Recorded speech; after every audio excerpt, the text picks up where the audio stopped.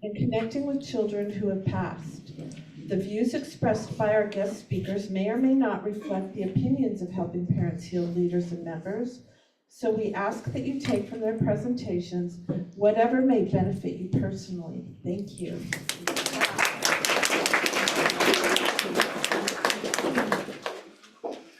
And so Reverend Sue is going to introduce Fara. She's so good at this too. Well, it's my honor always to be here for these and to be a small part of Helping Parents Heal. And Fara is the greatest soul on earth and a dear friend, so what a day this is. Fara Gibson is an evidential medium and a best-selling author with the simple goal of healing this world, one person at a time. Fara was born with her gift of mediumship. Fara shares heaven's validations for people all over the world. She makes it her goal with each reading to challenge our loved ones to give her validations that others wouldn't know. The faith that our loved ones carry on after physical life is the most important part of her journey. Fara says that a reading with an honest medium, like Fara, should truly feel like a visit with heaven. She has written and published 4 books because she feels that the more we know, the less we fear when it comes to having a loved one in heaven. To learn more about her or book a session, visit her website, faragibson.com. Yay! I'm stuck. Hold on, I gotta unstick things. Thank you so much, Sue, and thank you, Lisa, as well. You guys are so amazing. So I just want to say a couple things before I start making connections, and then we're just going to jump into connections. The first thing that I love to say in moments like this is that every single one of your children is here and present for this gathering that we are all sharing. Not one of you is in this room by chance. There's a reason for every one of you to be here. Whether your child is working with me to make connections for somebody else, or they're working with me to make connections with you, and the other children are working with them to bring through what needs to be brought through today, I want you to know that your kids are here working overtime, even if they don't come through. So I know that every single one of you have probably said to your kid today, you better come through, damn it, you better, get to Fara and know that, right? You all know, every single one of you have done that. So, and I would have done the same thing. So I just like to say that. It doesn't mean that they're not present if they don't come through. I don't want anyone to leave this room feeling defeated because their child didn't make themselves louder than somebody else's child. Because heaven knows exactly what needs to happen in this moment, and I'm just going to go with that. I can never make a plan because I never know who I'm going to go to. A reading for one of us is a reading for all of us. I Right. want everybody to understand that. I mean, Yeah. when we see these readings, it's so important for everyone to understand that being able to see these other kids come through make it real for us as well. So it's always so much fun to see this, and I don't ever expect to get a reading, but the less you expect to get a reading, the more chance that you will get a reading too. That's another thing that's really important to know. Sorry, I just had to interrupt. I'm a little rogue, so you never know how it's going to go with me. So. You guys, I'm just going to start making connections, if that's okay. And then, so when it comes to the books that we handed out today, I know that I was going to do a book signing, and I can still definitely personalize it to you if we need to, but I kind of thought that trying to sign 70 books was going to be a difficult thing after this was over, in an hour's time. So I did pre-sign them last night, I promise. I did that myself. You can see by the terrible handwriting in them. And it was absolutely me, okay? And I'm going to start, and then we're just going to go from there, guys. I've got kids dogpiling me, so there's that. I have a young female coming through, and she's pulling me here.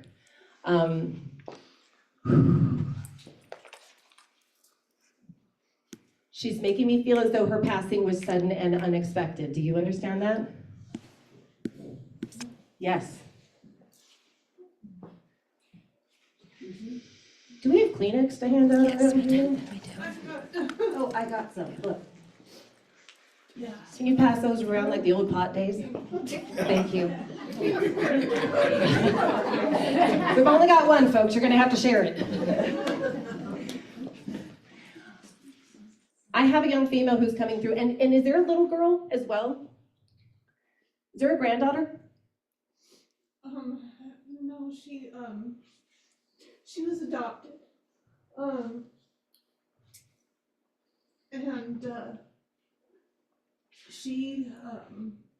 She's yours, even if she was adopted. But why is she showing me an extra little girl? there's an extra little girl because I also had a miscarriage. Okay, because she's showing me a baby girl in my vision, so she's showing me a baby girl, and I have to try to place that with you, just to make sure that I am with you, but she's making me feel like there's not just her, there's also a baby girl with her as well. Do you understand that? Did we not know that it was a girl? I knew it was a 'Cause she's- girl. yeah. I miscarried at 7.5 months. Oh, so you do know the sex of the baby, love that.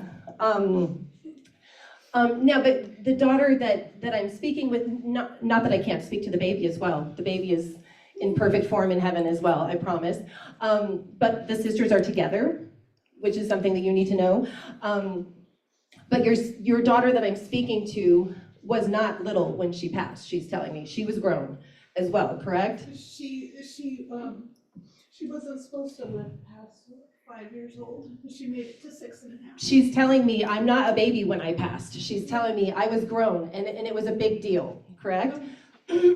But she's telling me that her passing came more quickly than we expected when it did happen. So She actually got COVID. She was doing pretty good, and then she got COVID and was hooked up on life support and stuff and died really quick. But you stayed with her, she's telling me as well. Now, but you couldn't stay in the room? Why is she showing you couldn't stay in the room, but what's the video thing? Were they doing a video thing with her?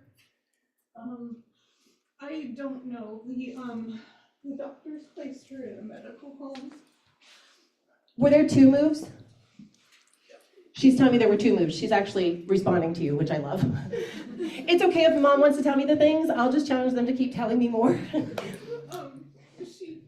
The doctors had placed her in a medical home, and I was informed by email that she had passed away. Now, she does make me feel as though you did get time with her later, though. So they did offer you an opportunity to see her, she's telling me. Yeah, And she says, I knew my mommy was there. Yeah, I was there during visiting hours. Yeah. She's telling me you did get visitation with her. And she says, I knew my mommy was there. Because was she not regaining consciousness? She's telling me I wasn't regaining consciousness. Okay. No. So Once I they think put her through on life support, that was it. Right. So when she insists that you did get to see her, you may have wondered if she knew that that she knew you were there. And she says, my mommy was there with me. So please know that she knows that. Okay. And hold on just a second. She's opening her hands up for me, and it's almost like there's art. Is there something with art with her hands like this? Ryan House actually made me. They actually made me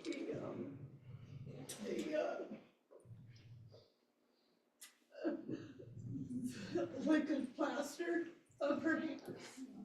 Yeah, she's pushing her hands and she's, so I don't know if you guys can hear her, you especially, but she's telling me, this beautiful mama that I'm talking to, her little girl passed and did you say Ryan House made that? I don't know what that is, but Ryan House made a plaster thing of her hands pushed into them, because she's telling me they made my hands like this and like they're pushed in, but you have this, and she's adding her name to that as well. So her name is with that, correct? Did they carve that into the plaster? Because she's telling me my name is carved into the plaster, it's not just my hands.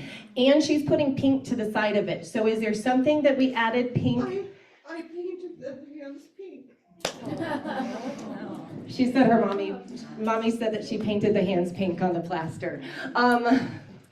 Your daughter is absolutely perfect in every way. You take the most perfect you could imagine her and you multiply that by infinity. And that's how amazing she is. Was there a blood thing for her that was a little bit off? Because she's telling me that there was, was there something with a disability almost with a blood that, because I know that you already said that she wasn't expected to live past a certain amount of time, but I wanted to beat you to what was going on. And she's telling me that there was a blood issue. Yeah, she was born to a mother that was drug addicted, and her vagus nerve was severely damaged and underdeveloped, and it caused heart, lung, brain, and gut issues and stuff, and she. Yeah, and I think that it wasn't carrying the oxygen in her blood the way that it needed to, is what I'm seeing. So she's telling me, because when we say that she had a disability of some sort, I'd love to challenge her to see what those things are. And please know that she does not have that in heaven. She's absolutely amazing. But it's part of the life plan that she had to grow you, and that's amazing as well. You're an amazing mom. To adopt a beautiful child that was born with a health struggle from go just speaks volumes of your beauty and your profound love. So, and then, okay, she's putting dad separate though. So was dad separate from some of this? I adopted as a single woman. And so Wow. when she went to the medical home, the mom and the dad that were there, she started calling him daddy. And that's okay, but she's telling me my dad was separate from this journey, so you're saying you adopted her as a single mom. You are amazing. And so she's just putting her dad separate, because I just said, what about dad? I don't want to leave the dads out. Dads have my heart, right? But I don't feel like she had a dad presence in life because she's putting dad separate. Know that she's present for you today to just send you her love, and she's with you every step. And what's the little curly dog? I don't know, that might have been at her medical home. Were they bringing like a poodle in to visit? Do you know? When we would go to Ryan House, they would do paws that heal, and dogs would come in. Yeah, so for me, this would be like a poodle dog or a doodle dog or something, but I'm seeing a curly dog that was coming to see her. One of those dogs has passed away. Yeah, know that she has the curly dog with her in heaven. But yeah, your daughter is absolutely perfect. And I want to remind you something. Just because I'm saying this here to you today, and you drove to this place, wherever you came from, to be present in this space, and I want you to know that she's this close to you every day, all day long. You just don't have a Fara in your pocket to tell you the things that she's saying every moment. And let me just tell you, you can ask my husband, I get a little annoying after a while when you're with me all the time. But I don't want you guys to think that they're only here because I'm here. They came here for you. And they brought you here, and they're gonna go back home with you because I don't need any more damn kids. So there's that. I got 4 daughters, a son, and 10 grandkids. You guys can keep yours. Yeah. Know that she loves you in a big, big way, Mommy. And I would say that she worked overtime to make sure that you had the strength to walk in that door today. And I'm gonna keep going with some others, okay?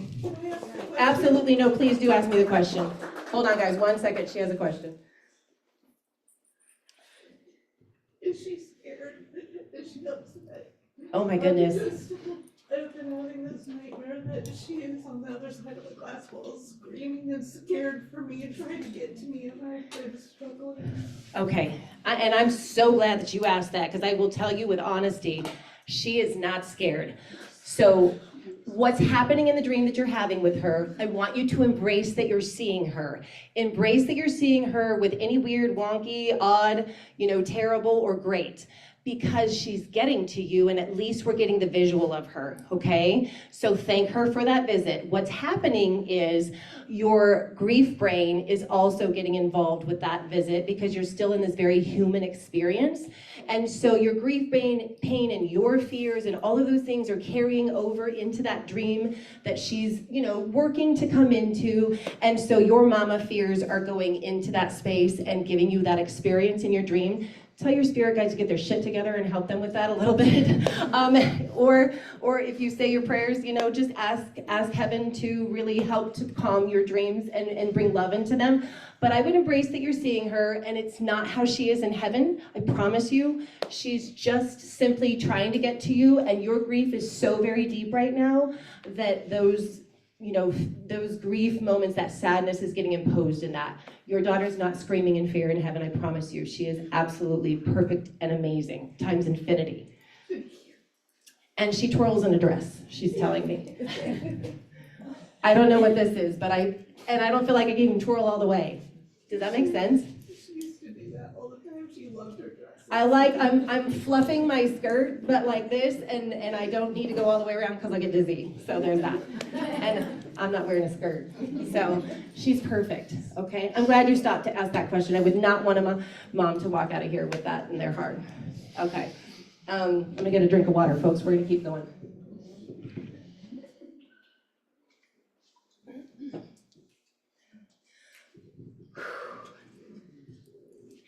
You ever been dogpiled by kids?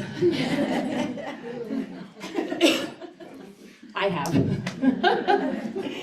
And I can't even get them off. I don't want to either.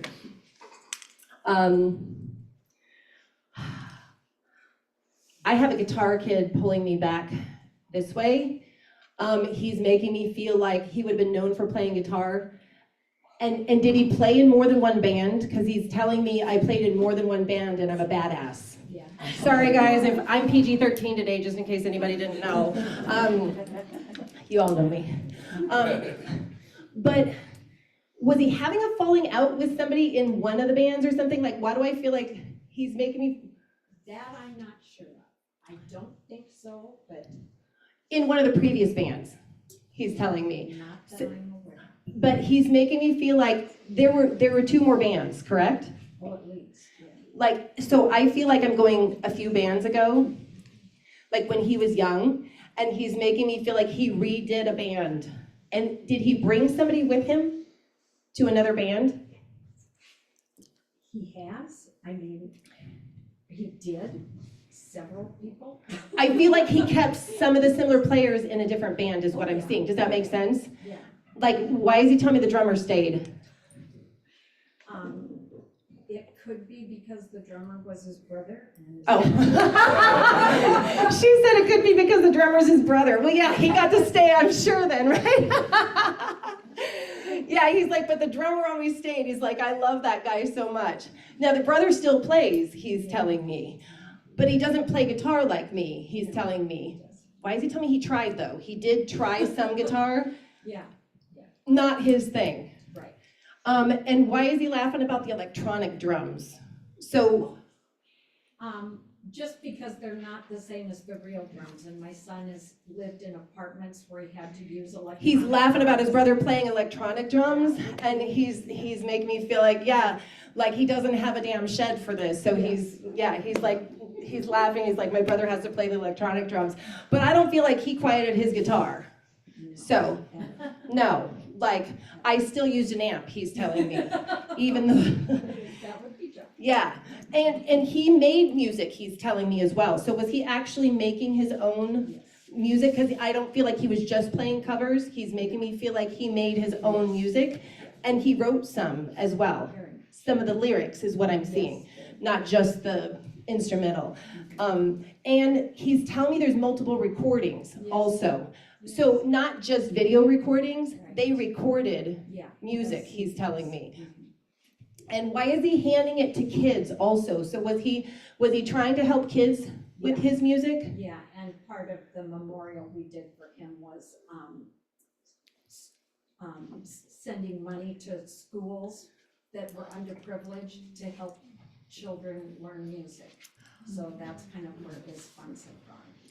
So she's saying that they did a memorial when her son passed, and they did funding for kids that were less privileged to do music. So know that he's aware of that. Know that he appreciates that as well. And one of the guitars is sitting out, he's telling me. And were they putting one on display in a public place? I have two in my house, and we've given some of his guitars to other people in our family, but I don't.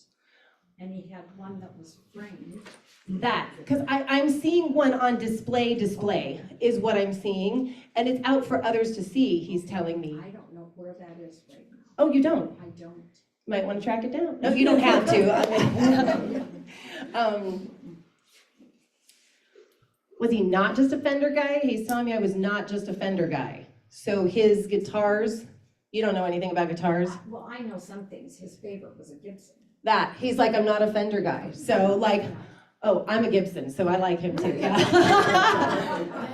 Unfortunately, we're not tied to the Gibson money, the Gibson guitar money. Maybe we could trace it back though. But yeah, he's telling me I'm not a Fender guy, so I feel like he's making me feel like he wasn't into Fenders or whatever it is.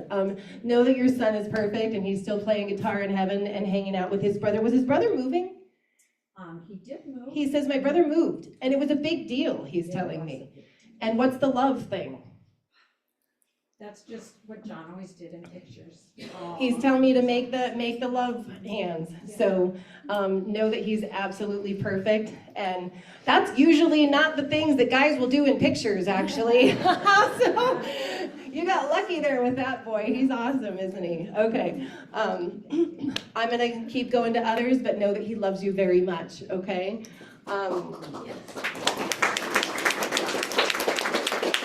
See, your kids are kicking ass today, bringing through validations. So, were we having an issue with the clutch cable on the dirt bike? More than likely. Why is he talking? So I have a son coming through for you. Sorry, I just want to preface that. And he's talking about, was there a race that we were running and the clutch cable like came off? Because he's telling me the clutch cable came off and it was a bitch. But we kept going, he's telling me. Does that make sense? Yeah. How the hell do you go keep? Right without it. Shut up, okay. He's showing me, but he was racing, correct? But was it your cable that was coming off? He's telling me it was his. I won mine. No, it's his, correct? It wasn't yours. He's saying it was mine. Yeah. Were we not racing against each other? No. He says we weren't racing against each other. No. Different, why is he telling me different class? Is it a different class that we race? Cool. But he's making me feel like he still pulled off the race, but he didn't win that one, correct? I think that's when we broke. Yeah. Yeah, I don't feel like he says I pulled off the race, but I didn't win. So, okay. Because he's telling me he kept riding after the clutch cable. Okay, wow. Okay, cool.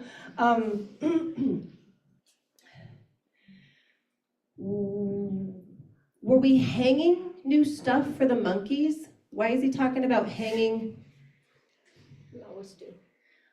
But there's new things, were we rearranging like the things that they can climb on? In the house, Yes. in their room, he's telling me. But what's the new chain?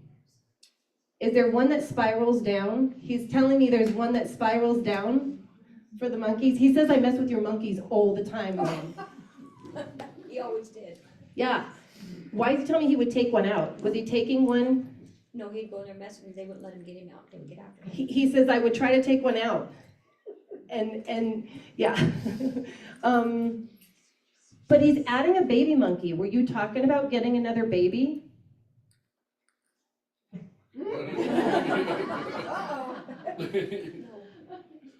When you say no, he's saying yes. Was somebody asking if you can foster a baby or foster? Why is he telling me you talked about fostering or helping with a baby?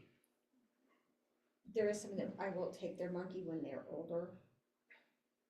This will come to me, but I don't want to do that. But yes, yes. Okay, got you. Oh, your husband will put you on Craigslist if he knows that you're gonna get more monkeys? Got you. She's giving me the look over to her husband like, okay, shut up, Farah, that's enough. We're giving away secrets. Okay. Were we adding a hump in the back to ride on? Or was there a hump area in the back?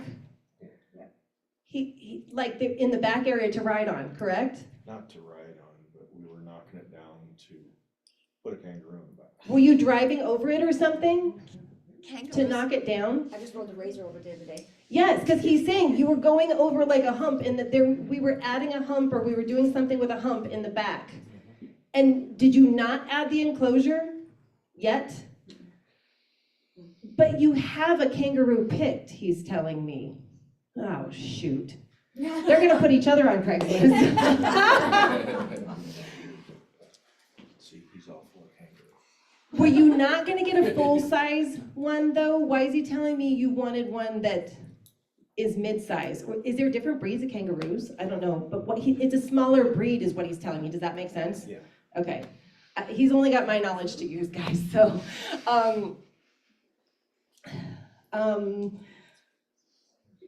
And what's with the peacock? Joe's. That's out at his bonus mom's.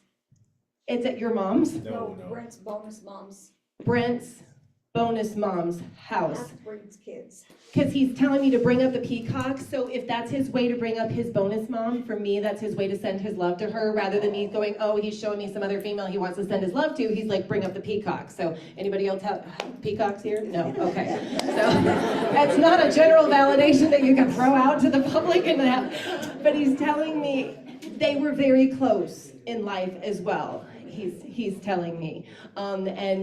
And he loves her very much. I feel like she was always unconditional, even though he was sometimes a shit. So, sorry.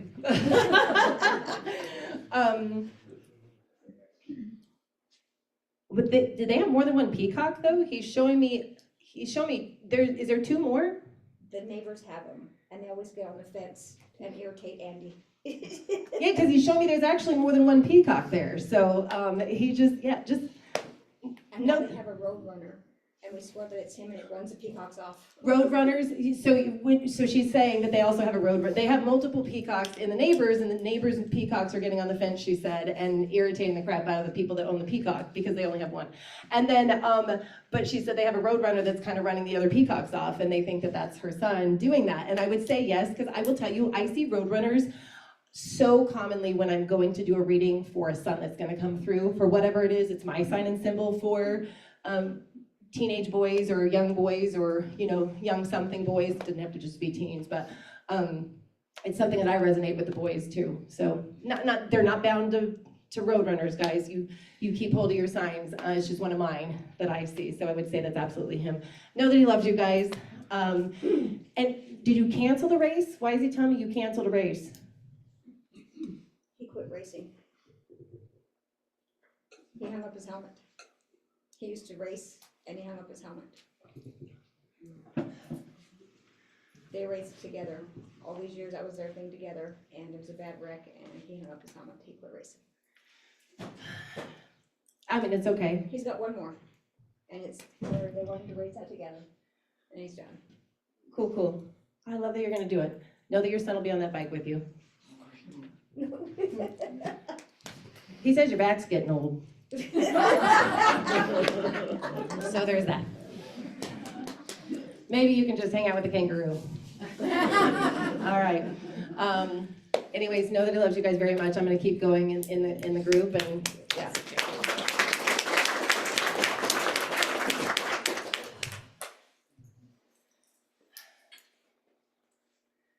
I must be coming this way. I have to pay attention, you guys. Watch what I do, because I've learned over time that my body turns. I get a pull. I don't like to just throw something up at a crowd and go, okay, who's got this? Because my idea of connecting for you is connecting straight to you and getting pulled to you and knowing who I'm talking to.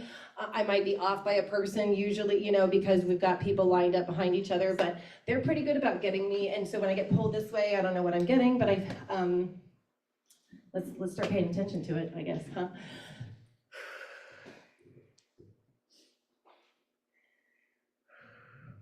I do have another young male coming through.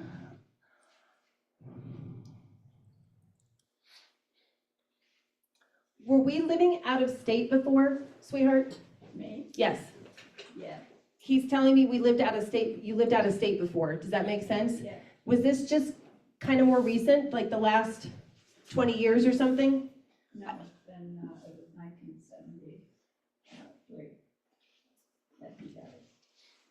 That you moved here? No, here I moved to Phoenix,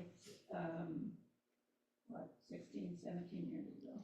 That's what I'm saying. He's telling me you've only lived in Arizona for like just about the last 20 years-ish. So 16, 17 years makes sense to me. Just your son's way of saying, I've been present with you, Mom, but I have a little boy who's coming through for you.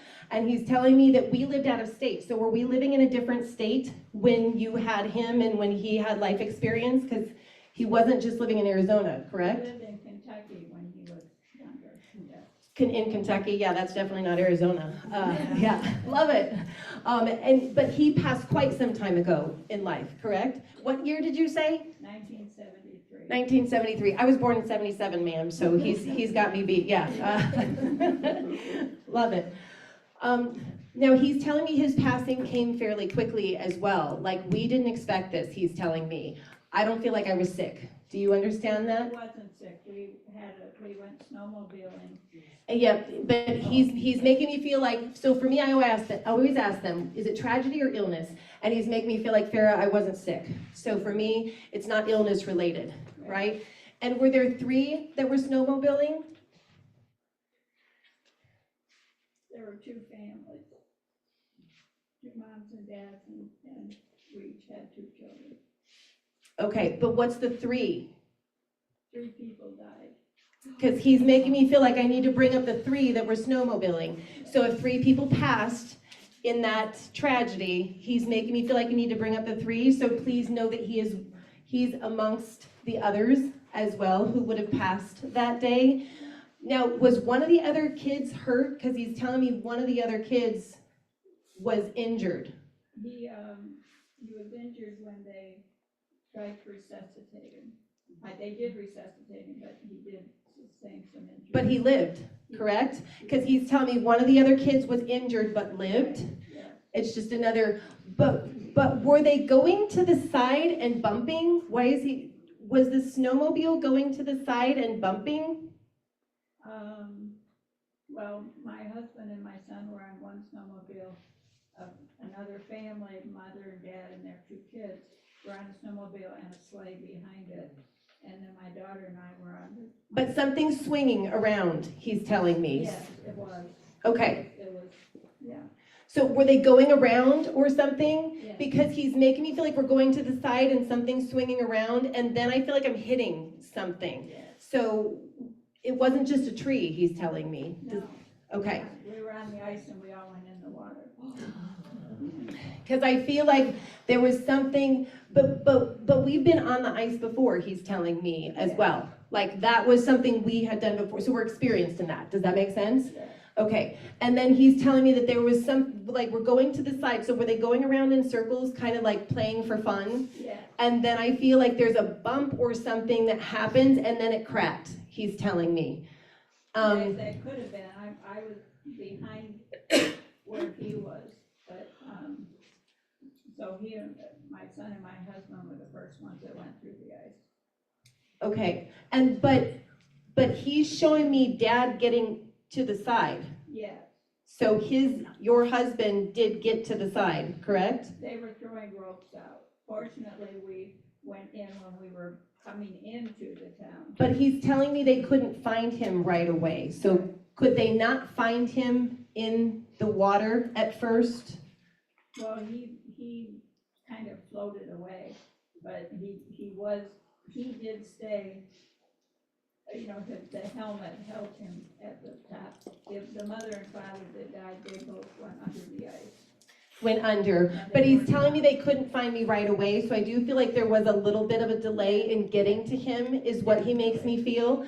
Yeah. And he says, it's okay, I was already in heaven. So I want you to know that he passed very quickly, especially with the water being so cold, and I do feel like he was passing out. I love to bring through peace in these moments, because as a mother, we would wonder, you know, did he struggle, did he suffer, and I couldn't get to him. I want you to know that his soul was instantly perfect, because I feel like he was so little and so young that it didn't take long for the cold to overcome him, and he's absolutely perfect, and now, he has a sister as well still, correct? Yeah. What's the 2, actually? What do you mean the two? Is there 2 kids? Yeah, Because he's telling me there's 2 kids, yeah. My son and my daughter. him and her. Yeah. And then, but he's the favorite kid. Well, my husband, I said that. Because he was the boy. Was his name shared twice in the family? Yes. He's telling me my name was shared twice in the family, and I love that so much. Yeah. Yes, because, is there a nephew for him? Nephew, yes, He's telling me I have a nephew. yes. She had to think about that. Yeah, actually, he had 3 nephews, but Because he's telling me that there's a nephew, but does one of the nephews share a name with him as well? the middle name. Yep, there's a name tie, he's telling me, with a nephew of mine also. And he says, I love that kid. This kid of yours was spunky and crazy too. Like, he did all the fun things, he's telling He me. did, So why is he climbing on crap? Was he into climbing? yes. Like, he's telling me I would climb a tree or I would climb things, and yeah, just an outdoors kid. Like, he loved being outdoors, he's telling Well, me. we lived in northern Michigan at the time, and You say northern Michigan like I know what that means. well. Got it. It looks like a mitten, and we lived right here at the top of the mitten. And. At the top of the mitten at northern Michigan is where they live. Do they have trees there? Oh, Got it, okay. I've lived in Arizona my whole life and I don't get out much, so. Lots and lots of trees, and that's what, one of the things he loved to do was to find the trees, especially in the fall when the leaves were changing. Yeah, when he says he's a wild kid, I'm like, you gotta give me something substantial, kid, right? Wild kid is, that's just general. So then they know, back it up with a fact, and he's showing me himself climbing a tree. So for me, just know that your son's still climbing trees in heaven. Actually, he can fly to the top of them now because he didn't have to climb, which is so cool. But he's absolutely perfect in every way and has been from the moment of his graduation to heaven. He was just meant to grow you, Mama, in ways that you never would have grown without his graduation day that day. And I just found a writing that I did right after he died. Yeah, I found. he says it wasn't very enlightening. It was heavy, he says. It was for me, but He's making me feel like it was a tough one. it So, was very tough. yeah, like it wasn't a one, like I feel like you've grown so much through your grief that if you wrote that again today, it would be profound, is what he's telling me. So, just know that he's with you. I do feel it. Cool, awesome. Please know he sends his love, and I'm gonna keep moving in the crowd, guys. These kids are awesome, aren't they? They are. Oh, and so are you, Farah. Oh my goodness gracious. I'm not awesome, they are, you guys. They just listen to my rules. They don't have a choice, or they don't get to work with me. I'm like, better have your crap together and give me something specific, and they know. I mean, honestly, you guys, they want this for you. They want nothing more than for you to know that they carry on and that they're still a part of your days and they're not missing out. And so in order to give that to you, I need to give you something that'll grab hold of you with love. Do you have something that we need to talk about, Elizabeth, or are you good? No, I'm just checking to make sure. Checking. it's okay. Hi, everybody on Zoom. I love you guys too. I hope you guys can hear the responses from some of these people, but they're doing amazing. Their kids are doing amazing.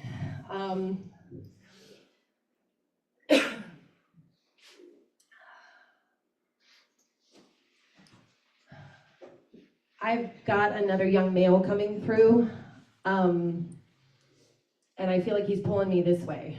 He's telling me he's yours. Do you understand that? Yes. Yeah, you have a son in spirit, correct? I do. Okay.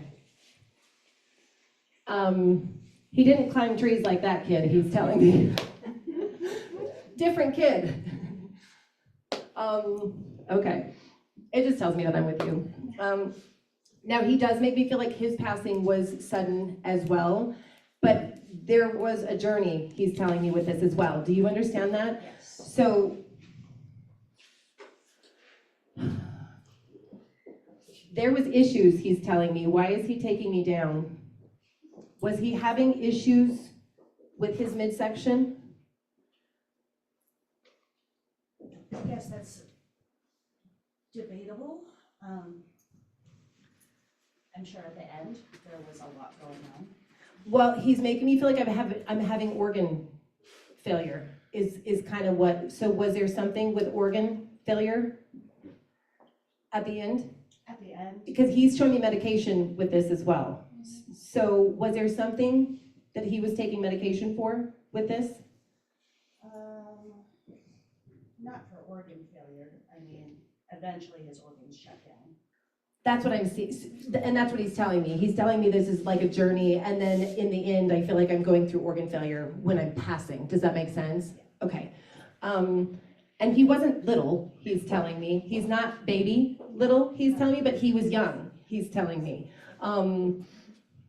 He's giving me a reference to school as well. So was he not going to school? He wasn't going to school because of his illness. He's telling me I'm school age, but I wasn't going to school, is what I'm seeing. Yes. So, but he still did some work, he's telling me, because I feel like he enjoyed doing some of it, not all of it, he's telling me.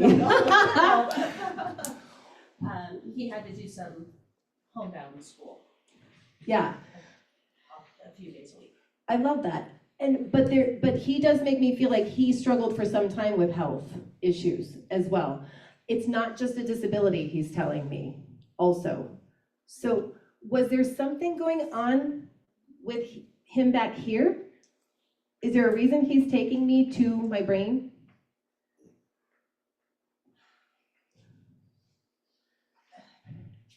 And there was mobility struggles, he's telling me also, because of this. So was there something that was traveling? No, I am with you. Does that make sense for you? Crap.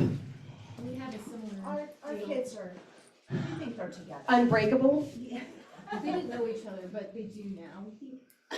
Okay, so because I have two moms that are sitting together, you guys here, sorry, and I have these kids coming through. What was the issue with this? What did both of our kids have? Or- So what did you understand from what I said is what I'm saying? So mine had GI issues. He had the GI issues here, right? And there was medication for this as well? Sort of, yeah. Okay, and then It spread. it spread to the back. I'm talking to the wrong mom. So Well, it's both of your boys together. I have a girl. Oh, okay, got you. So, sorry. So I feel like they're both together and they're both giving me indications, but I feel like one had an issue here and then something went up here, like up the back. Does that make sense? And there was a fight with that, she's telling me as well. So it's not cancer, she's telling me. It's not regular cancer. Was it not genetic? She's telling me it's not genetic. Okay. Does that make sense? Sorry, I got your kids that won't separate from me. I guess we're gonna do it their way. I thought the kids followed my rules.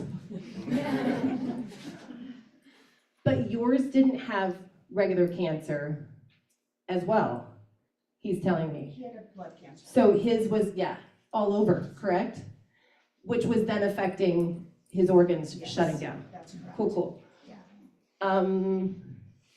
And this is like leukemia? It's not leukemia though, correct? His was. It was called leukemia?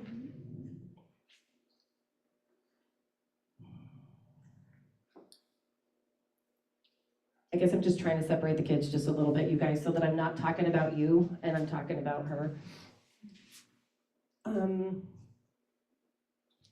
Both of the kids were fairly young when I'm getting this too, so they were both similar in age group also. How amazing that they brought you together. Now, she did do school, she's telling me, so she did keep going to school for quite a bit, she's telling me. And why is she telling me, like, did she get honor roll? Because she's telling me I got an award for my grades. So she's a little smarter than her son. She's telling me,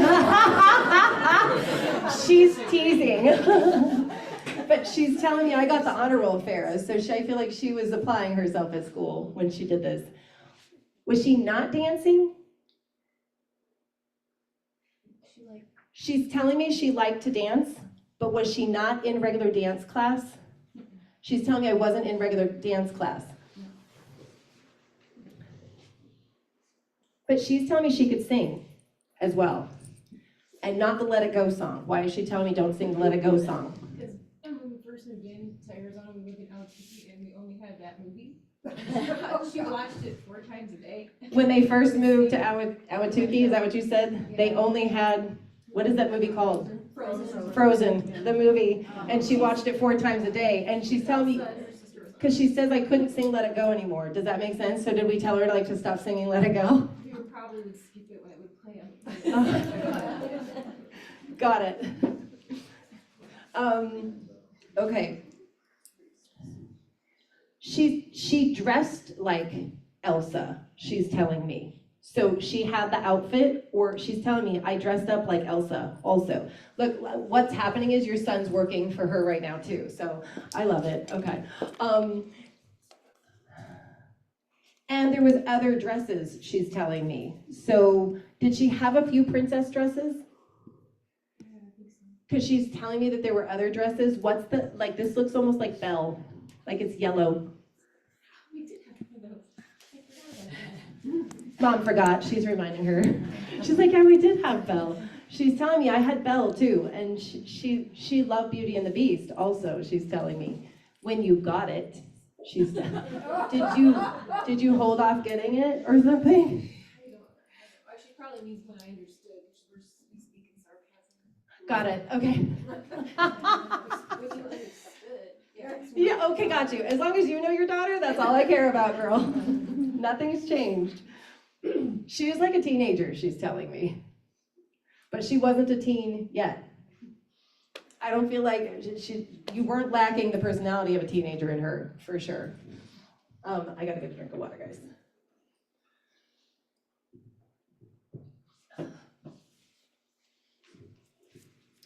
Okay. Was your son riding? It's not a regular bike, he's telling me. Was there something that he was riding that would go? Why is he telling me it would go? But it wasn't electric, he's telling me. He looks, not really as a, no, I mean, maybe a skateboard or a scooter or something. For me, it would be like a scooter, but it's not electric. Does that make sense? Okay. And he could go over the little things, he's telling me, but not at a skate park, he's telling me. Right, no, he was not allowed to do such things. He says I couldn't do the skate park. Oh, he was allowed. No. No. And I had to wear a helmet, he's telling me, but even on a scooter, he says. Yeah. Yeah. You can get hurt. Yeah. So, yeah. I love it. But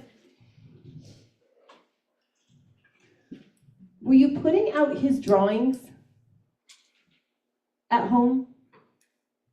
He's putting one on a desk in my vision.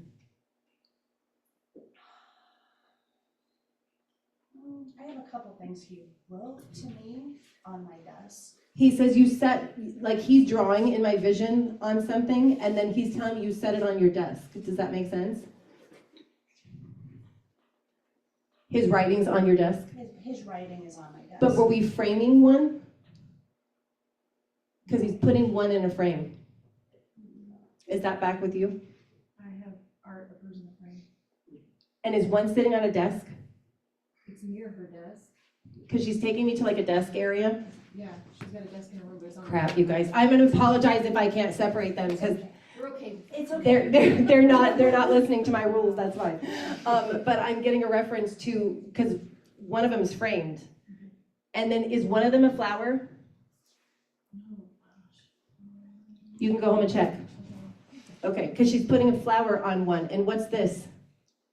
Is she doing like this? Yes. It's the artist, her hand. Oh, she's doing this. Her hand in art and. She drew her hand in art? She framed it for us. Oh, cool. Awesome. I'm gonna skip to others, you guys, because your kids are a hassle for me. No, I'm just kidding. No, they're amazing, you guys, but I love it. What's happening is your son's bowing out to let her daughter talk more, and I'm not getting the switch in between, you know what I mean? Because they're both so intertwined. So if you guys are that close in life, I love that they brought you together. Yeah, awesome.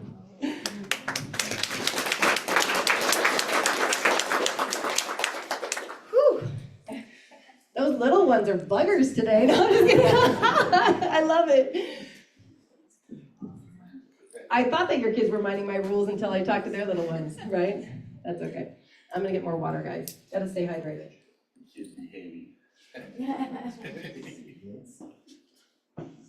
Just before I make the next connection, does anybody else have a heavy question for me, like this mama was carrying, that I can put perspective to for any of you? If there is something that you guys are holding on that's heavy, like this mama that was holding her pain, you please let me know, because I would love to bring some peace to your heart for anything? No? Everybody's in a, yes, go ahead. I rescued my son several times before I didn't.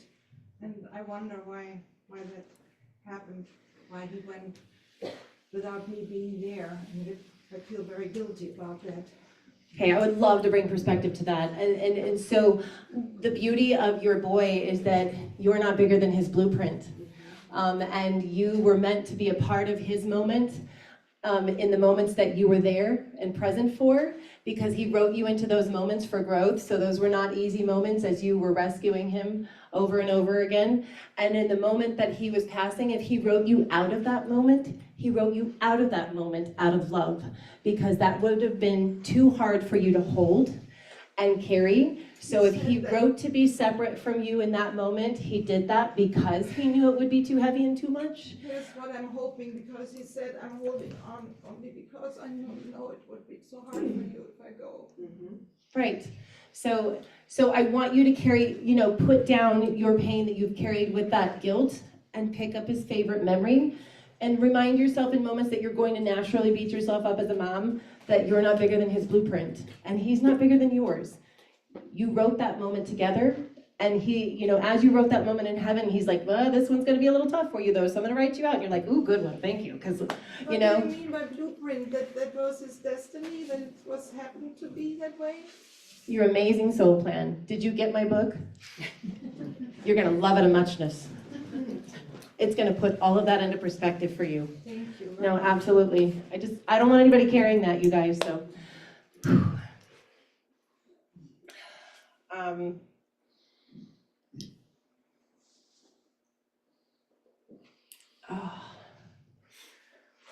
Cody, were you hiking?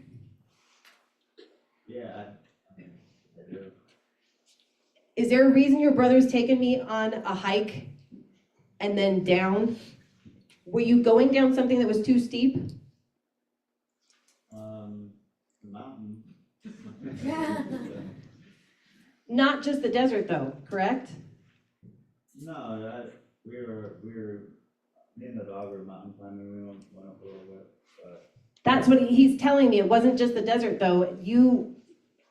But were you not with other people? I mean, there were other people around, but I was. Not with you. No, me and the dog. And he's telling me it got a little steep. Well, it wasn't scary. I didn't get too crazy. Because we didn't tell mom? It's still like a path, it's still a path, it's just, a little bit. Got you. And if you go to the side of that, was there a stack of rocks?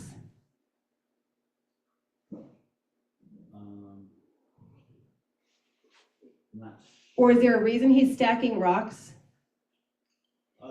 that could have been, You'll know the memory he's bringing up. that could have been a different time, so. Were you stacking rocks? I don't feel like you stacked the rocks, but there were stacked rocks in a space that you were walking. Does that make sense? It might have been Bell Rock in Sedona. I don't know what that is. I've never been hiking in Sedona. It's a scary hike. I did it years ago, and it was. That's what he's talking about. Really. Because he's like, you should see the places my brother hikes, and he's showing me like it's steep. And then in the place, when you're talking about that, he's like, no, Farah, this is a place that you stack rocks. So there's stacked rocks there. But you didn't have the dogs with for part of that, correct? That one was really steep, yeah. He's telling me you didn't have the dogs for this, and not a lot of people with you. That's what he's talking about. So did you not do a bunch of people? Well, I had my buddy with me, but he didn't really get too far ahead, so. Right. I went by myself. You ended up by yourself, he's telling me. Yeah. Wow. Okay, and you still have a dog tied to him, he's telling me? Leo. But not the other one, correct? No, that's Arya's alive. Leo passed while he was under supervision. So, but Leo's always with Gwen. Always. They hang out all the time. Love it. Just know your brother's popping in with some love, and he's bringing up the hikes. And he says you've been hiking recently too, but not the same, not the steep ones. He's telling me. A lot easier going there. But were you not doing South Mountain? What's up? He's saying not South Mountain though. It was whatever, it's up, but something, I don't know what it would be. yeah, it's here, it's in Phoenix. I don't hike here either. Yeah. It's all exercise. So, if you can't tell. So I don't know what you want to, do you want to do an hour? Do you want to do more time? You tell me what you want me to do. I was thinking that maybe you could talk about your book. I would love to. So, okay, if possible, let's take a break. Yeah, and let's then do that. come back. Okay. So that anybody who wants some water and Yes. maybe a bathroom break can go and then come back. And these have been absolutely fabulous. Your Oh kids my are gosh. amazing, you guys. Thank you so much. Okay, potty break. Yeah, that's what I wanna know, what do Do I need to shut the this lake off at behind all? us? Or? No, just put it back on the stand. So we'll be back to have Fara talk about her book in just a few minutes. So stay with us if you'd like to, and we'll look forward to. We'll look forward to seeing you in a little bit.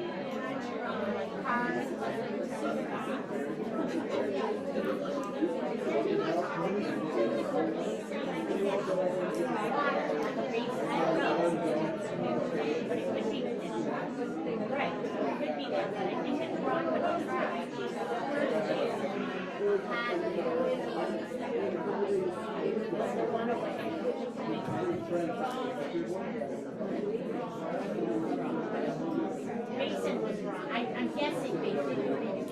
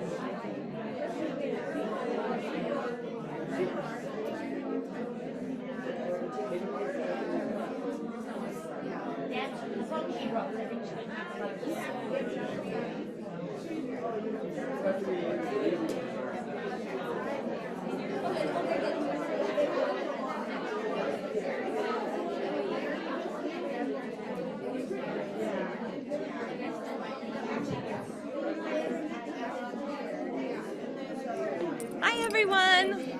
If you're still here, we're going to be starting, oh yeah, there's lots of people here. We'll be starting up in about 3 minutes. I see Fara making her way to the front of the room. So we'll have, oh, there's lots of people in the waiting room too. Thank you for being here. And these readings are just incredible actually. If you weren't able to see the beginning of it, it's all recorded, so you'll be able to see it on YouTube. And again, thanks for being with us today. Thank you. Thank you for coming. You guys all match with the turquoise phone and think of that. Yes, it's beautiful. Thank you for all your help. Love you too. Bye-bye. Do you want me to just wait for everybody? Okay, everyone, I'm sure you're excited about having Fara get started again. So if you can make your way back to your seat. She's so sweet. It would be wonderful. I just want to say, let me see that microphone. Can you not hear me? There, it is better. Okay, please make your way back to your seat so you don't miss any of Fara. I just want to say that some of these validations are mind-boggling. I mean, seriously, monkeys and kangaroos. It's just so wonderful to be able to know that all of our kids are here. They're piling onto each other to be able to get through, but But what'll be really nice now is for Fara to talk about this beautiful new book that she's written and that you all have now.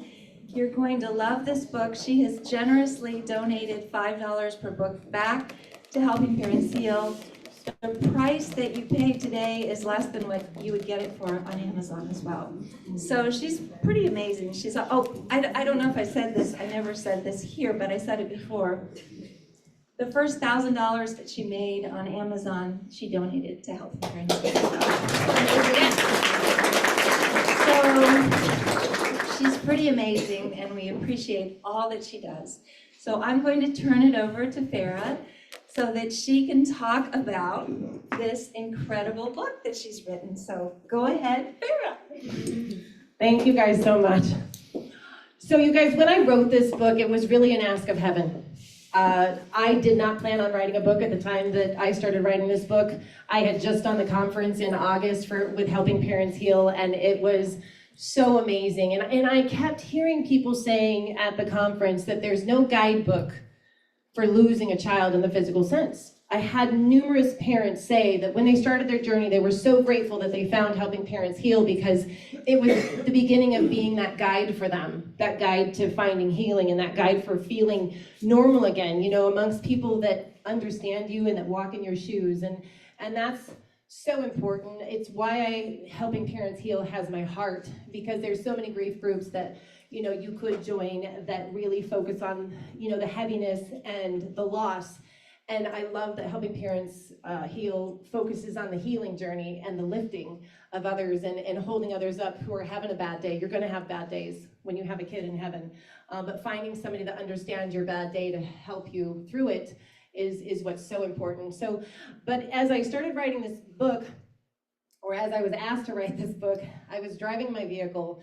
And heaven said, and I do believe in God, you guys, so I'm gonna throw the G word out there, but God, it was an ask from God for me. And he said, I need you to write a book. And I said, I was joking, and I said, what do you want to do? Write a poetry book, because I don't know if any of you guys follow me, I write some beautiful poetry that's also inspired by heaven. Things to put different types of passings into perspective and their message to you sometimes, that really puts that love of theirs in perspective in that poetry. And he said, no, I need you to write a book for the parents. And I literally said, you're gonna have to bleep me out here. You gotta be fucking kidding me. Sorry. You're not fast enough, sorry. So, I'm gonna try not to cuss anymore, but and because it was such a profound ask, you guys, I understand the weight that this book was gonna carry. I was gonna need to cover every single type of child passing that there possibly could be, whether it's miscarriage, whether it's abortion, whether it is a baby born sleeping, and we were gonna start there, and then we were gonna move up to babies born with illnesses or kids born with disabilities and all of those things and those journeys that we take as parents, with those kids and why. And why life is so hard and the purpose behind it and what do we do, and really explaining to you the purpose behind your journey, no matter what it was, whether your child went through an addiction journey, that's in the book. If your child passed in a tragedy, it's in the book. If your child passed by suicide, it's in the book. And I want to bring peace to every single subject that your heart struggles with. And it's short and sweet and to the point in Fara talk. So it's not a bunch of stuff to memorize. It's not gonna take you on some slow journey to get there. We're gonna jump right into it and talk about the hard stuff in an easy way. There's not a subject that I'm afraid to speak about, because if I can speak about any hard subject, it may bring you peace. Does anybody have questions? Like, has anybody read the book? Has anybody had a chance to read the book? Yes, look at the hands. Any questions from it? How was it for you? Can I ask? Me? The one right behind you. I loved it, Fara. I read it, devoured it, basically, Okay. and had to share it with my friends, ordered several copies. I have a friend whose son we lost to suicide 1.5 years ago. And I struggle trying to help her. She's stuck. So I jumped right to the chapter on suicide. I bought a copy for her. I really need help trying to help her. So, and that's very common, you guys. So when I have somebody that's trying to book a gifted reading with me for somebody else, we'll just start there, okay? When somebody's trying to gift a reading to a friend, to a family member, I put the brakes on first. Any other, person that calls themselves a medium, that might be dishonest, might be like, yeah, just keep booking them, I'll take them all and blah, blah, blah. There is a foundation with me that is so strong, and that is I never want to challenge anyone's faith or beliefs. And as much as we want this knowing and this healing for them, because we have the peace in knowing what we know and feeling what we feel, the truth is not everyone is into this or is at a space in their grief where they feel open and ready to have a reading. Or, there's so many different dynamics that could go along with that. So as much as you want to hand her healing, it sounds to me as though she's not ready to and open to receiving that. It's not for everybody. So when somebody wants to book a reading with me as a gift, I always say, look, I think it's a great intention of wanting to heal somebody, but I need you to reach out to them first. It's not going to be a surprise like, haha, here's Fara, I make them tell whoever it is that they're giving them this gift in their perfect timing. If you want to wait till Christmas and tell them then, but they need to feel open and ready to speak to a medium in their grief journey. Maybe not that they don't believe in mediums, or perhaps their religious faith does not want, they're not into the mediumship style things. And I say that somebody's faith and religion to me is so much more important than me shoving what I can do in their face, because their faith and religion is what's carrying them through these hard moments in this time frame. So as much as you have good intentions for helping and healing your friend, if it's not your friend's thing, don't take it personally. It's kind of our ego almost that wants this for them. I want this, I want this, I want this. But the truth is, that they're just not ready to receive and open to that. And you've done the best you can, if that makes sense. Yeah. Any other questions? Yes. I have a question. So my son was murdered, and I don't even know what my question is, that I don't understand how that's somebody's exit point.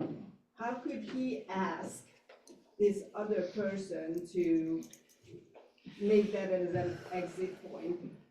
And then another question is that where that person go when he goes? Is his soul is gonna be up there with mine? I'm going to answer that question to you that you're asking me with a story that I wrote in the book. And I'm just gonna tell that story again here today. Could if you that's okay. repeat the question that she had, just for people who are So what watching? she's saying is this mom is telling us that her son was murdered, and she wants to know how it is that he could have written a soul plan like that, and will he be in heaven, or where will this person go that committed the act? Is that what you're at? Yes, that committed the act. So I do a lot of readings, you guys, and I get to use some of those as an example. And if you've heard me speak on helping parents heal, I know that I've told this story before, but I'm going to tell it for this mom today because this is going to put it in the best perspective that I can. I was at a group reading. There were 10 people that I was going to read that day at a private group reading, but there was a gentleman that was extra. He was the 11th, and he was sitting in a chair, and he did not want to be there. He did not believe in this crap. It was not his thing. And he had his arms folded up really tight. He was in his late 60s, I would say. And he was the husband of one of the wives that was present for the reading. And as we began the reading, he said, I don't believe in this crap. And I said, no, I'm really proud of you for sitting in if you don't, So, and I went for 3 hours and connected just like you guys just watched me. And you can't watch me work for 3 hours and not go, huh. And find a little bit of something that may sway you, just a little bit of that, disbelief. And so at the end of the 3 hours, we were supposed to be done, and I looked at him and I said, can I go to you? Is it okay if I come to you and bring somebody through? And he said, give it your best shot, and his arms were still folded. And I said, I have 2 Vietnamese soldiers coming through. One of them says that you slit his throat from left to right, and the other one says that you stabbed him twice in the chest. And all you had was a knife, and you weren't supposed to have to take lives in that war. And as I said those words, this man had tears rolling down his face. His mouth was wide open. His wife whips her head over to look at him, and her mouth is wide open because she's never heard this story. And then I went on to say, because the soldiers were showing me something that I recognized, and I said, were you loading bombs onto that plane, onto planes in that war? It was supposed to be like a non-combat area. And he sat back in his chair and said, how the F did you know that? He used the full word though. And I said, well, they're showing me the same job that my husband did in the Air Force, and Farah's husband was in the Air Force, and he was in Korea, and he would load bombs onto planes. He was in munitions when he was in the Air Force for 10 years. And they're showing me that you did a similar job when you were in the Air Force.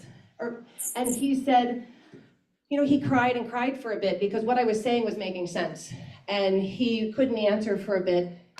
But then when he did, and they brought up validations of his kids and watching over his life and things like that. And then I watched his face shift to anger. Why? Why would they come through for me? You brought through moms and dads and kids for everybody else. Why would they come through for me? And I said, because they love you. He sat back again, and then he was really almost disgusted, and he goes, but I killed them. Why would they love me? And I said, because as you sat in heaven and you wrote your blueprint and you wrote that you were going to go live this life and you were going to sign up for the military in this lifetime and you were going to go into that Vietnam conflict that other people were writing, but other souls were writing about in heaven, you also wrote that you were going to be a hero for your country in that war. And as you wrote your soul dynamic, these men were coming up behind you in heaven, planning to be on the other side of that conflict and war. And they came up to you and said, I know that we heard we heard you're going to be in that Vietnam conflict and we're going to be there too, but we want to graduate to heaven as heroes for our country. Could you bless us with our graduation day?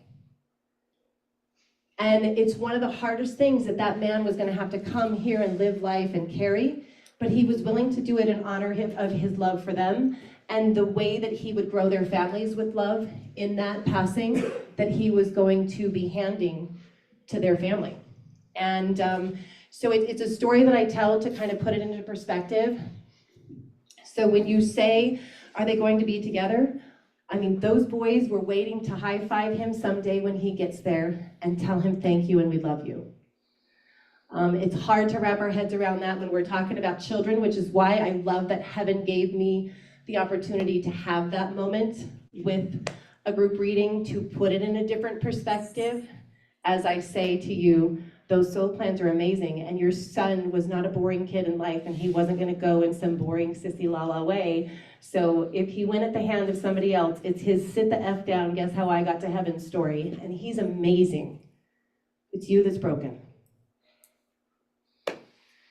Does that answer your question? It's all in the book, I promise. I wrote that in there to talk about that subject. So. I'm halfway through the book. Good girl. I haven't got there yet. Okay, you're not there yet. I don't even know. You guys, I wrote it and I didn't reread it. So like, hoping it worked out. Like, yeah. Any other questions? No? Okay. So again, you guys, when it came to that book, I wasn't just going to write, about every soul plan and every type of passing. I also wanted to include in there what happens to our kids when they get back to heaven. A lot of parents ask, what's my kid doing? Let's just take the example of like a kid who walked through an addiction journey, right? Because we have a lot of those kids who pass through, through addiction.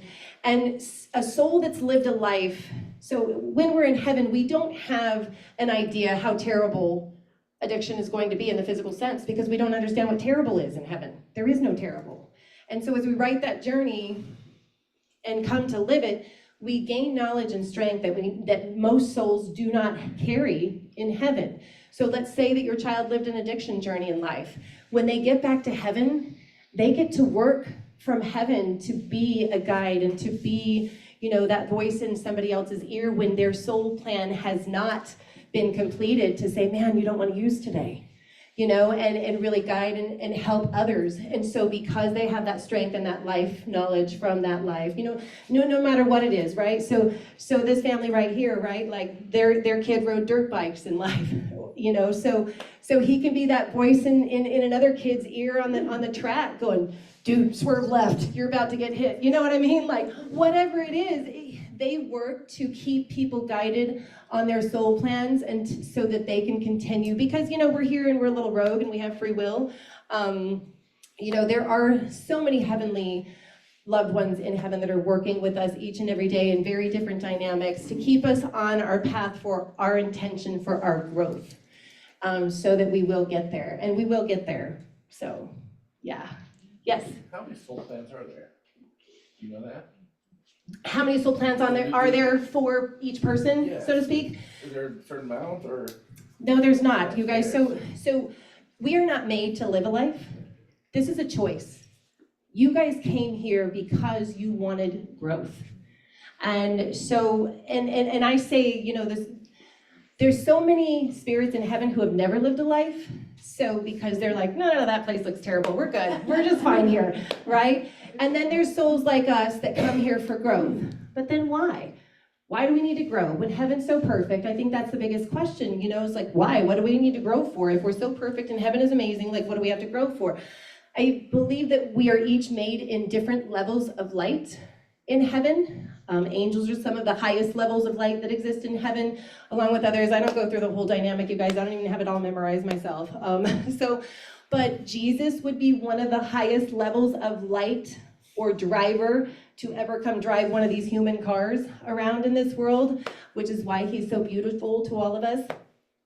But we choose to live a life because we have the ability to grow our light level to be more like God's likeness or source's likeness, or whatever word you use there. You can replace the word God with anything that you believe in, or because again, I don't want to challenge anyone's faith or beliefs. So you're coming here for growth. Life's meant to be hard. You're going to find that there's never long periods of time in life where everything's perfect. Something happens, even if it's your water heater breaking and whatever it is, like there's always something. And we probably have said that numerous times in life.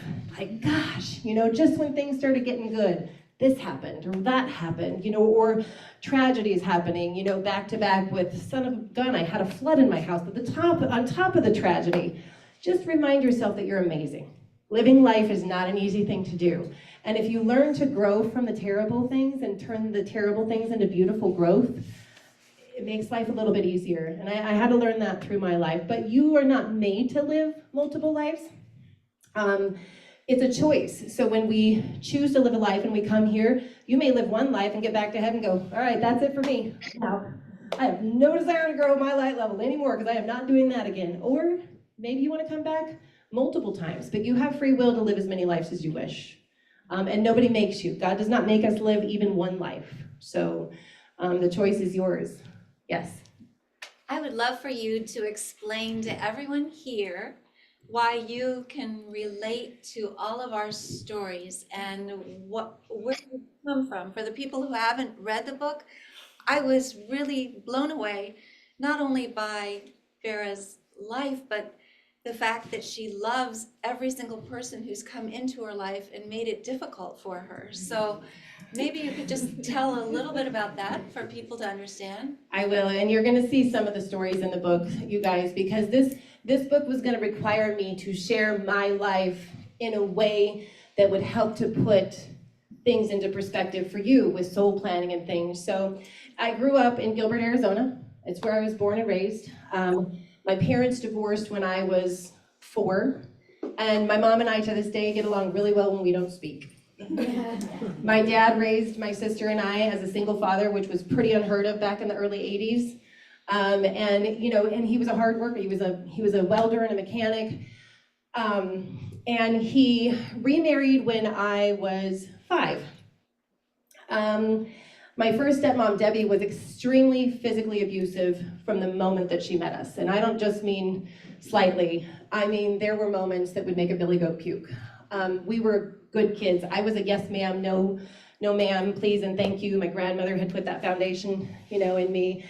And Debbie really had no reason to be the way that she was. I mean, there's stories in there about me, but I'll never forget the day that she was mad at my sister for going to my sister did have a relationship with our biological mom, and Debbie was upset at Robin, my sister, for that, and she ripped a metal ashtray out of the car while she was driving and started beating my sister with it so bad that my sister was covered in bruises all over her arms. And my dad worked out of town at the time. He worked up north in Pine Strawberry doing mechanics up there during the week, and Debbie was in charge of us for those weeks while Dad was gone, and he would come home on the weekends. And I'll never forget my sister having to wear long sleeve shirts, and she told my sister, you know, I already told your dad that you got in trouble, so you're just gonna stay in your room and you're gonna wear long sleeve shirts this weekend, and he doesn't wanna see you, when in fact she was just trying to hide the things that she had done to my sister. But my stepmom whooped on us pretty good until I was 9. I remember as a little girl at 5 years old laying in bed going, God, can you just please take her home? Because I don't want her. Didn't happen. And then I realized later that Debbie was a blessing in my life.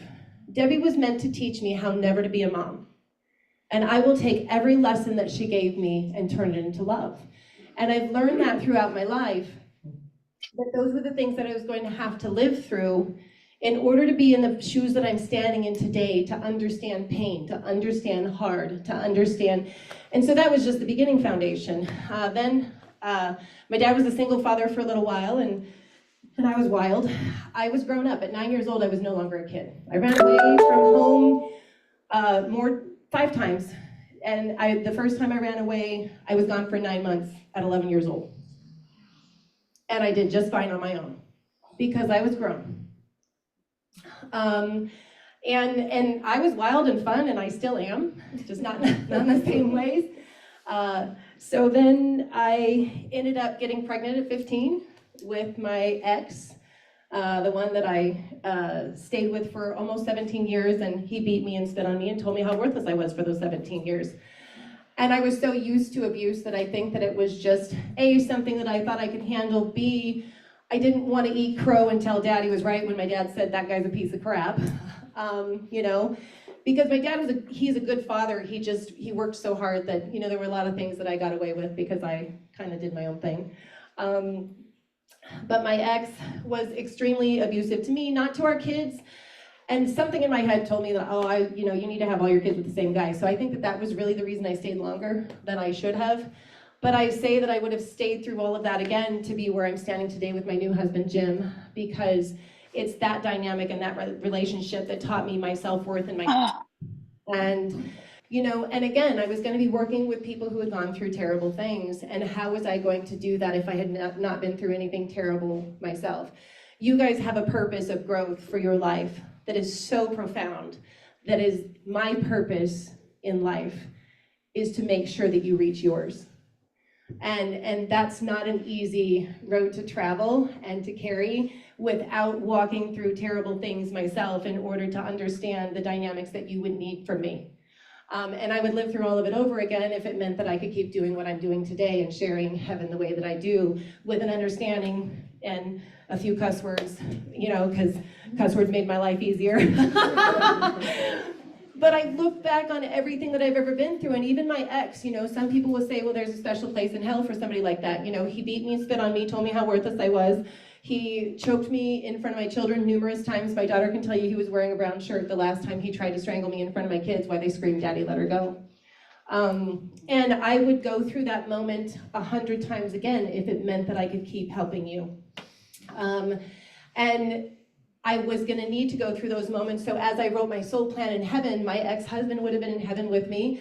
And I would have said, okay, well, I'm coming to live this life and I'm going to help people. So how many of you guys want to be villains in my life? And everybody in my soul circle, for the most part, raised their damn hand like, all of you? Sweet. But the truth is, I was going to need all of that terrible, all of that hard in order to have compassion. And in order to, because if I walk in here with holier than thou shoes and I've never been through anything at all, how the hell am I going to tell you that you can do it? And that's, so when you say, but I can't, I'm like, bullshit, I'll tell you, I'm sorry.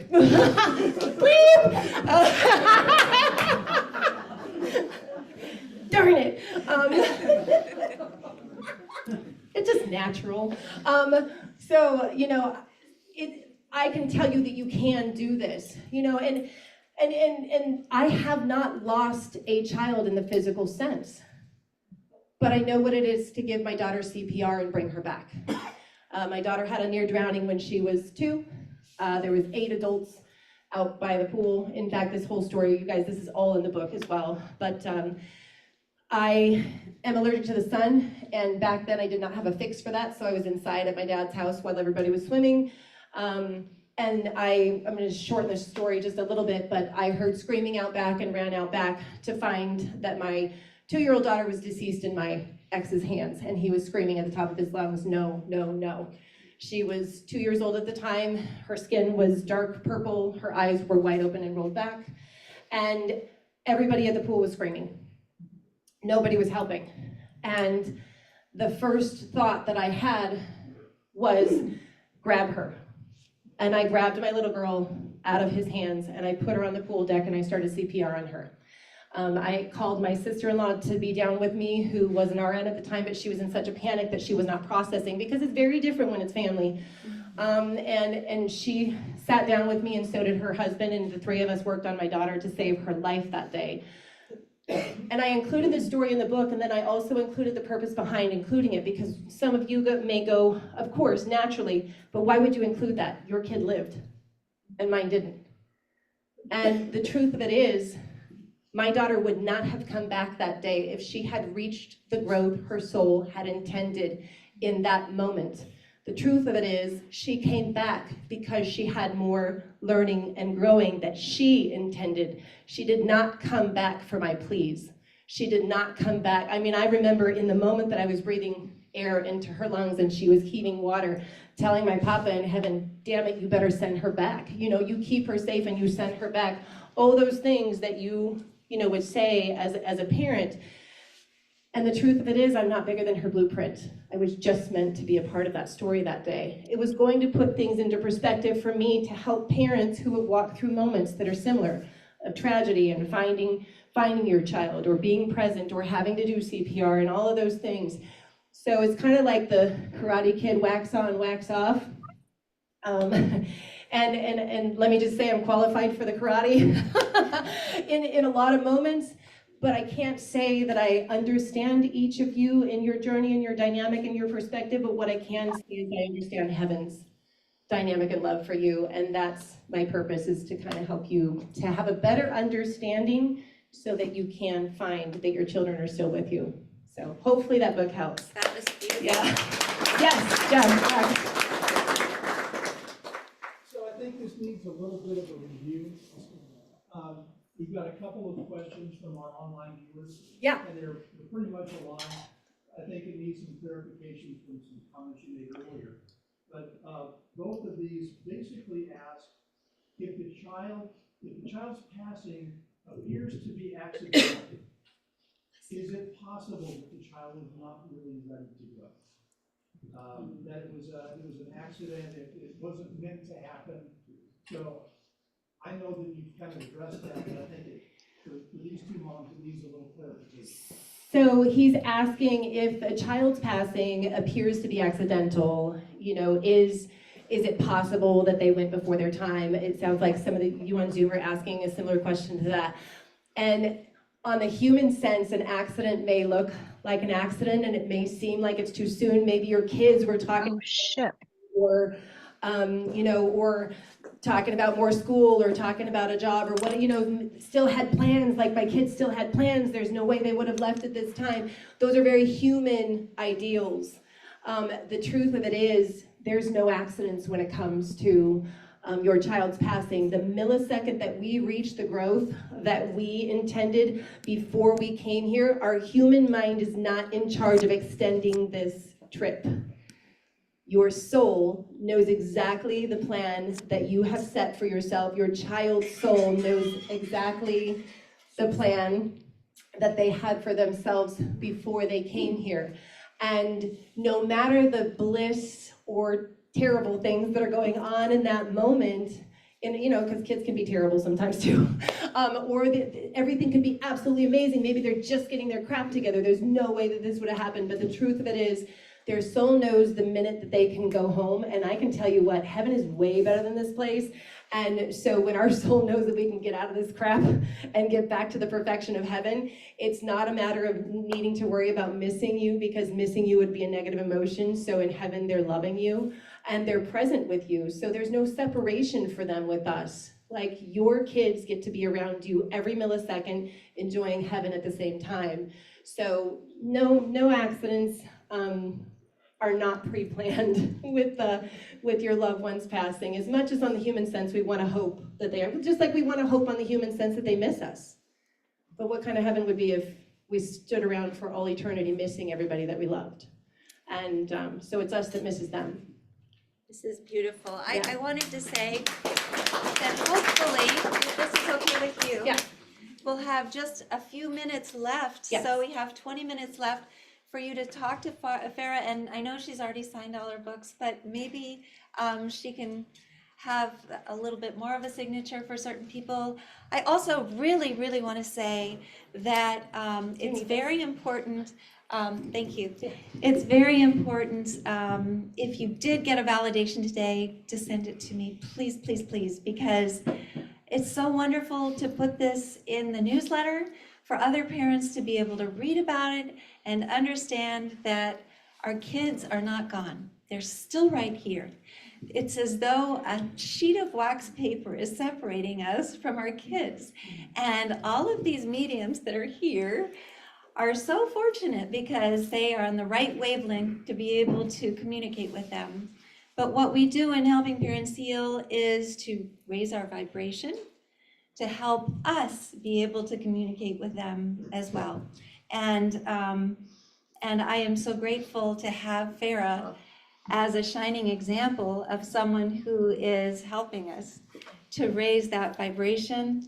And I just want to thank you so much for this. Oh my gosh.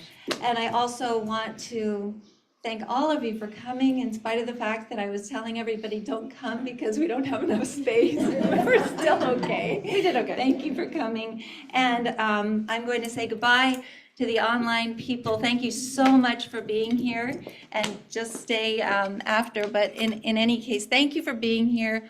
I'm going to go ahead and stop the recording. So let me go ahead and do that.